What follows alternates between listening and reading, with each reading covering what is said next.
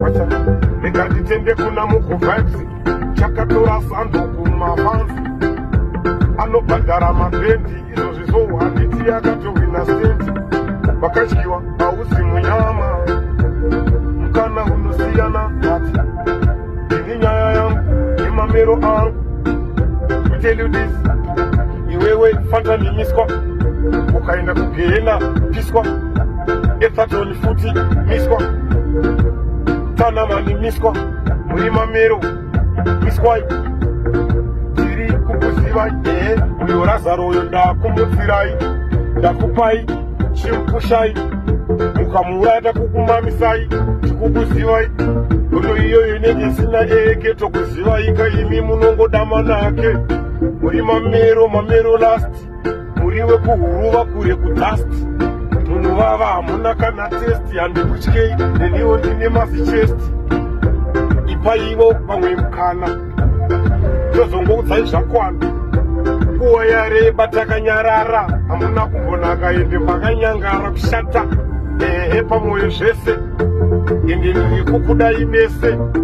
inini hamuna kundipinza zvakawanda saka hamuna chamunondibvunza kana chamunondiudza ndiri ndatadza basa rekupedza vanhu zvamunoita imimi hazvina unhu muri pamberi pevanhu tese tinazvo zvipo zvekufadza vanhu paripo zvamuneta unozvigona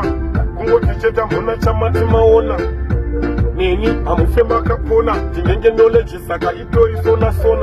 toni wari ndiri boys dzamudhara handimbofa nenzara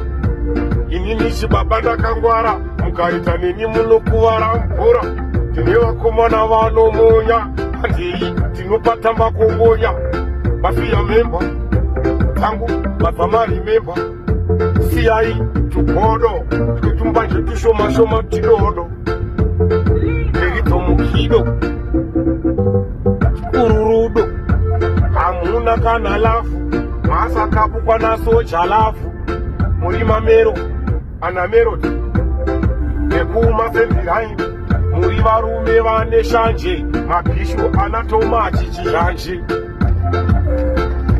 dese musandinyaudze inowerenga lari mafukidze muri mamero handina kutanga ngoma inini nezuro sabhoteji yese ndoiziva